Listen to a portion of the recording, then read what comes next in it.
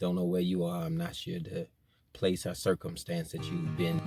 You've been there for people who's down to you and your situation. They won't even show up. I feel like on today, find ourselves connected to people we can say wouldn't show up for you. I'm talking to somebody on today who haven't been here for me in the same way. People want to give up on you and not even give it a second thought. Is that they would say that they don't have time, is that they're consumed, is that the concern that you have is not as an emergency to them. It's difficult when you know you've been there, been good, you've been great to people who won't even identify with what you've done. Many times we find ourselves connected to people only really connect to us because I am the connection. 8, we find the story of the church leader who has a daughter who's only 12 years old. He is a preacher, pastor. He can testify, minister, lift hands, heal other people, but when it comes to his house, he can't do it. I'm not sure by the depiction if the little girl is adopted. I don't know if this is her real parents. I'm not sure if she's a niece or if she is the cleaning, but I know she's only 12 years old. Talking to somebody on today that you've been dealing with it for a long time. Seems like from childhood, as far back as you can remember, you've been in the care of unsupportive people who portray that they're loving, but really in reality they are manipulative to the point where they only use you for what you can offer them. They will be coming just so that you can see and signify that they use you not to help you, but using you to abuse you. They would use you for the food stamps and the light bill. You're at a place now where you have ruined credit because of the choices that individuals who claim that they loved you used you. And I know many times we find ourselves in places where you've done nothing wrong and still seems like you have to fight all on your own. You will be there for them, but when it comes down for somebody showing up for you, they won't even pull up to pick you up. There are no support to helping you get through this fight, through this equation, through dealing with this problem. It ain't even big stuff. It's 12 years old. It's little small stuff that you're dealing with, that trying to find out why I can't get no help when I deal with little stuff and you have a mountain, a heap of you always locked up. You always needing somebody to pick you up. You always needing me to be the voice of reason to help you, and I come to your aid in big stuff. And I need you to show up on little things and you forfeit. The Bible says that the ruler comes to Jesus and says to him, my daughter's sick. Come to the house. Jesus is delayed, but he's doesn't deny the man's request and shows up.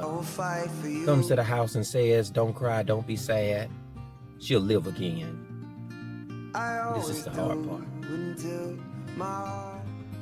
They give up. They tell Jesus, it's not going to happen. The Bible says that they laugh, they ridicule, they insulted him for being so stupid to think that she'd live.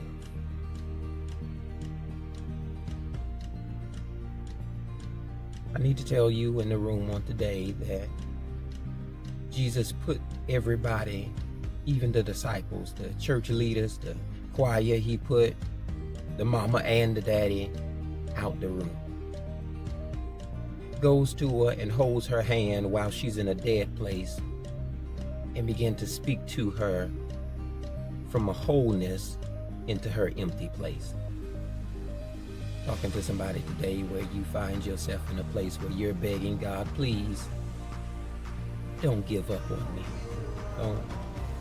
Don't let me fall by the wayside of everybody's doubt over my life. Don't just have me showing up for everybody else, but when I need prayer, when I need somebody to lay hands, when I need somebody to uplift me, they let me down. God, please don't give up on me. The Bible says that he speaks to her from a father position. Little girl. I don't know where you are. I'm not sure what you've been dealing with in your childhood, what triumph, what trauma you had to come through, which way you had to fight and there was nobody there to help you get through it. You would be involved in emotional distress, in physical stress. You are fighting on every front, it seems like, and you're begging, pleading, but I came to tell you on today, God did not give up on you. Jesus shows up and says, little girl, I won't let you lay. Well, they put you here to stay. They've given up, but I won't give up. Jesus says to her, arise. I'm talking to somebody who's been in a droughtful situation where people have been drying on you, where they would say every idea you come up with is dry. Every season that you would negate that you're coming out, they stick you back in the desert. Every place where you want to live, they speak only death over you. Jesus said, arise. You have to know that your mission for more than just dying right here, laying in this bed depressed. Your mission more than just being right here in this place of being consumed in that stress. You're more than just being treated any kind of way by a Negro, by a female who will put you in a position where you forget your own worth. He said, arise. I need you to get up from here. I need you to identify with who calls you daughter, who calls you son. You are not just anybody. You are a child of the King. You have to know your earthly parents may give up and or forsake you, but know on today, when friends leave you, when family is few, when your money gets funny, when your job wants to turn you away, is that you can depend on him. He says, I won't give up on you. I won't give up. I'm not doing it. It don't matter what they say, no matter how much they complain, I won't give up on you. And that's good for somebody in the room today to know that regardless of what you face, no matter what the action or circumstance is, that God says, I won't give up. Where everybody else lays you saying you won't get up, you have to arise. Arise to the new person of the new life you're getting ready to walk into. Arise to the new standard where God has called you. Arise to the new place where you can do anything, succeed in everything, where you can obtain anything that it is you put your mind to. You have to arise to a bigger, greater, better place where God is holding my hand. And when he has my hand, I then have connection to the power that God has in his hand. I am mission more than just dying in the desert, but God's hand has parted the Red Sea over my life. Is that I'd be drowning in a place if I didn't have him, but because I do, anything is possible with him. I know that he can raise the dead. He can make the blind to see. He can make the lame to walk again. He can make the mute to talk again. God has my hand. Feel that for a relevant reason on today, that the hand of God is even still on your side, where he would say to anybody who could identify today, if you would arise, I'll put you in a position where the people who doubted you would have to say undoubtedly that he has got up from there.